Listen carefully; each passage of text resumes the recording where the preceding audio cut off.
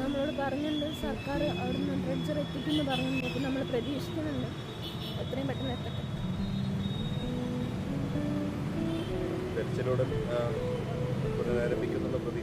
പ്രതീക്ഷയുണ്ട്, അത് പറഞ്ഞിട്ടുണ്ടായിരുന്നു.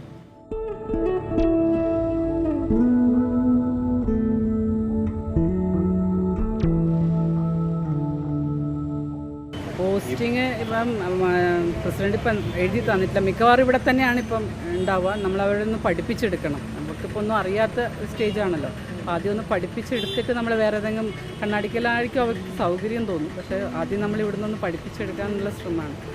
തൽക്കാലം ഇപ്പോൾ ഇവിടെ നിർത്തിയിട്ടുണ്ട്. അവരുടെ സൗകര്യം കൂടി പരിഗണിച്ചായിരിക്കും പോസ്റ്റിംഗ്. അതെ.